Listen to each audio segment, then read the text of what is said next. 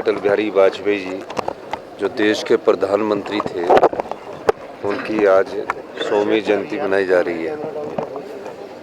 इस अवसर पर मैं ये कहना चाहूँगा कि पूर्व प्रधानमंत्री अटल बिहारी वाजपेयी जी का हिमाचल से बहुत पुराना रिश्ता था। वो हिमाचल के मनाली में प्रीणी में आते थे और अक्सर हिमाचल के प्रति और प्रकृति के प्रति उनका एक अपना मोह था।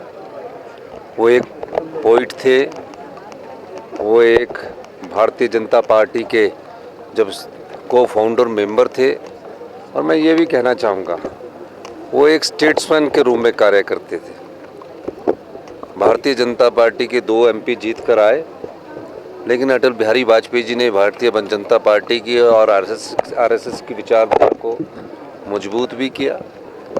और जब हमेशा जो पूर्व प्रधानमंत्री राजीव गांधी जी भी थे, उनके साथ भी उनके बड़े अच्छे संबंध थे। और एक बार तो कांग्रेस पार्टी की जब केंद्र में सरकार थी तो उन्हें यूएनओ में टीम लीडर बनाकर भेजा गया। तो उस समय की लोकतांत्रिक जो चीज़ें थी उसको वो व्याख्यान करते थे और देश की गरिमा को बनाए रखने में महत्वपूर्ण योगदान देते थे। स्पष्टवादी थे। पहले दिन जब उनकी 13 दिन की सरकार बनी, फिर 13 महीने की सरकार बनी, फिर पूरे टर्म की उनकी सरकार बनी, तो बिल्कुल स्पष्टता से अपनी बात करते थे। उन्होंने जो देश के लिए किया है उसको हमारा हिंदुस्तान हमेशा याद रखेगा। धन्यवाद।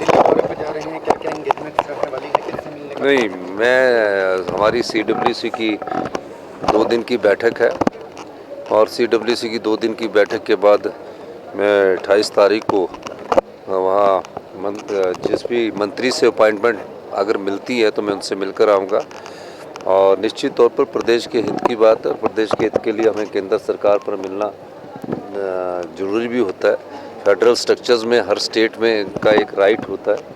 तो इस दृष्टि से हम आने वाले समय में जनवरी के महीने में हमारी काफ़ी व्यस्तता रहेगी और इस मामले में क्योंकि बजट है और बजट से संबंधित हम सब चीज़ों को सरकार के उठाएंगे। क्योंकि हमारा जो GST कंपनसेशन है जो है, क्योंकि हम प्रोड्यूसर स्टेट है, हम कंज्यूमर स्टेट नहीं है। GST लगता है, जैसे कि जो शिमला में कोई चीज़ खरीदेगा तो उसमें GST लगेगा।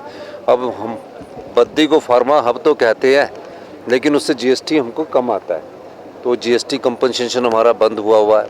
17 से 22 तक GST कंपनसेशन था जो हर साल 2,500-3 हज़ार करोड़ रुपये आता था, वो ख़त्म हुआ है।